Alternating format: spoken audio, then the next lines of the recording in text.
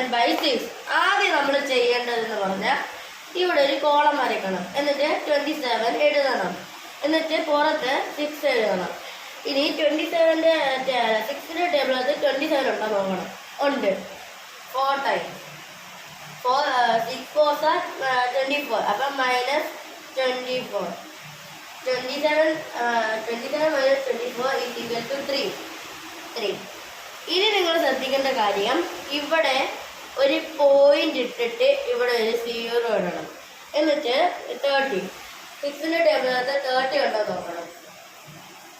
5 times 5 എഴുതണം, -30. അപ്പൊ 0. ഇങ്ങനെയാണ് ഡെസിമൽ ചെയ്യുന്നത്. ഒരു ക്വസ്റ്റ്യൻ കൂടെ ചെയ്ത് കാണിക്കാൻ. 65/8.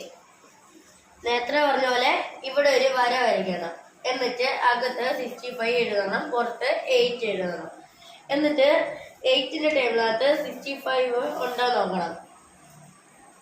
8 ടൈംസ് 8 ഇവിടെ എഴുതണം, -64. 65 -64 = 1. 1 ഇവിടെ എഴുതണം. നേരത്തെ പറഞ്ഞ പോലെ ഇവിടെ ഒരു പോയിന്റ് ഇട്ടിട്ട് ഒരു 0 ഇടണം. ഇനി 8ന്റെ ടേബിളിനകത്ത് 10 ഉണ്ടോ നോക്കണം. 1 ടൈം 1 ഇവിടെ എഴുതണം, -8. 10 - 8 2 ഇവിടെ എഴുതണം. പിന്നെ ഇവിടെ നമുക്ക് പോയിന്റ് ഇടേണ്ട കാര്യമില്ല, അപ്പം ചുമ്മാ 0 ഇട്ടാൽ മതി. അപ്പൊ ഇനി 8ന്റെ ടേബിളിനകത്ത് 20 ഉണ്ടോ നോക്കണം. 2 ടൈംസ് 2 ഇവിടെ എഴുതണം, -16. 20 - 16 4. ഇവിടെ ഇനി പോയിന്റ് ഇടണ്ട, ചുമ്മാ 0 ഇട്ടാൽ മതി. 8ന്റെ ടേബിളിനകത്ത് 40 ഉണ്ടോ നോക്കണം. ഉണ്ട്. 5 ടൈംസ് 5 ഇവിടെ എഴുതണം, -40. അപ്പൊ 0. നമ്മുടെ ആൻസർ കിട്ടിയേക്കുന്നത് 65/8ന്റെ ആൻസർ കിട്ടിയിരിക്കുന്നത് 8.125.